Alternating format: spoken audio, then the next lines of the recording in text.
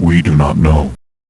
First we hoped that we could learn to adapt to the feeding, and evolve a new form of sentience that is not palatable to the Eternal Ones. It is possible that what you call precursor potential is the first step in developing this kind of immunity. But our many cycles of devolution have prevented us from having the time to develop such an adaptation. The only path we can imagine begins with transcending to the Eternal One's level of development. Then, perhaps you could reason with them and convince them of the error of their ways. Perhaps you could convince them to be bold enough to step across the threshold and transcend to the next level of awareness. We doubt this would work, since we believe that they are aware of their intransigence, and simply do not care. Perhaps. But first you would have to develop to their level, surpassing even the precursors by a greater leap than we have known in galactic history. You should know that we built an Eternal One signal deflector, hoping we could use it to deflect the mysterious homing beacon the Eternal Ones use to locate a galaxy full of sentience. We wanted to make them overshoot the Milky Way by a few galaxies, but we could never get the deflector to work properly. We continually refined it, but it still needs some final adjustments. We may perfect it after a few more cycles of harvesting.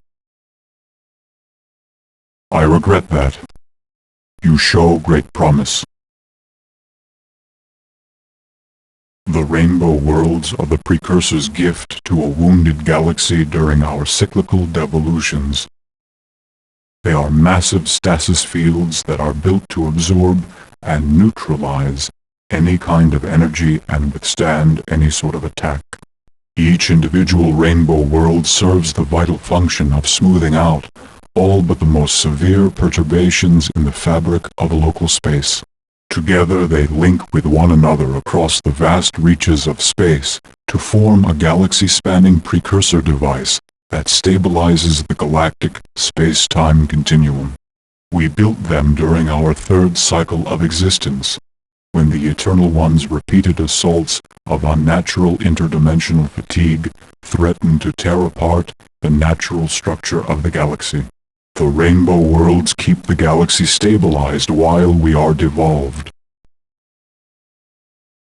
No. But it is understandable that other races would think so. Our advanced language is difficult to translate, and space-time pollution stabilizer could be misinterpreted as galactic garbage dump, especially since we left many unstable artifacts there to take advantage of the neutralizing effect. The rainbow worlds are impervious to most energy forms, but antimatter wastes prevent them from properly performing their essential function. The Eternal One attack begins at the galactic core and radiates outward. The stabilizing conduit of rainbow worlds must follow the same radiant pattern. Also, since the rainbow worlds emit energy that covers a broad range of the spectrum, most races sense them as a rainbow of sensory input. To you optically oriented humans, they appear as a visual rainbow of color. The spectrum saturation is appealing to the senses of most life forms, and compels them to investigate. These combine to forewarn newly evolved sentient races about the significance of the galactic core. Perhaps, but it works. Genetic survival is vastly more important to our species than the survival of any single individual. We do not know for certain, but we can speculate based on what we know about the old Erelu race, and what we know about the new human race. Information learned from scanning you after you undevolved me. Yes. You must understand that the Erelu actually survived an Eternal One harvesting. They did so by fleeing into the unpredictable nooks in physical reality. Their travels into inhospitable dimensions stress their physical and psychic components. Their genetic material is weak and diseased. Their attempts to breed perfect heirloom only weaken them further. They need fresh infusions of similar genetic material to revive their race. In a sense, yes. But heirloom DNA is not like human DNA. Human genes are actually very fresh, flexible, and versatile. Human genetic material can be successfully spliced into the genes of many species. Your race outshines many far more developed races in potential, and adopting your genes allows other races to gain a part of that strength. That we do not know. But we speculate that after your people developed nuclear power, the heirloom gained an interest in monitoring the radiation levels in Earth's environment. After all, even a small exposure to radiation can quickly ruin all that is fresh and vital in human DNA. It appears so. They know that you are the key to their future and want to help you. My scans show no evidence of artificial genetic tampering in you.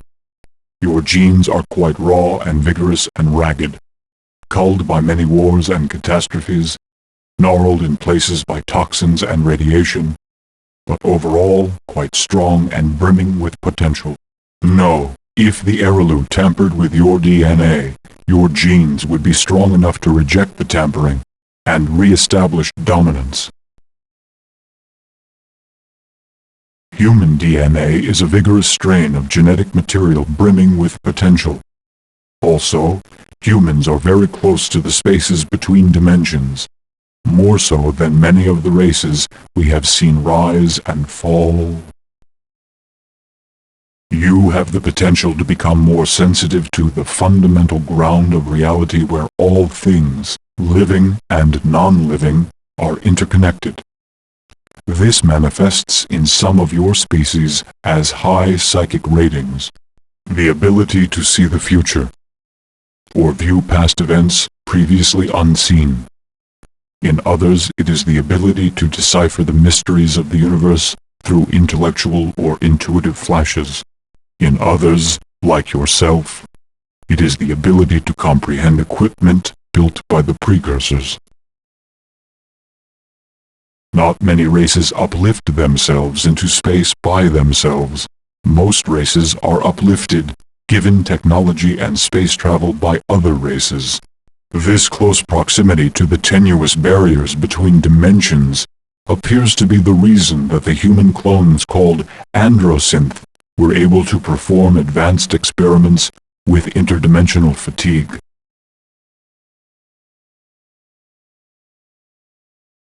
We cannot say.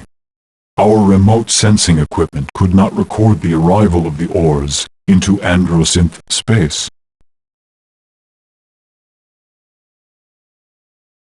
That is for you to determine. But it most likely involves slipping free from the bonds of space and time, and beginning to experience the fourth dimension as more than one single point.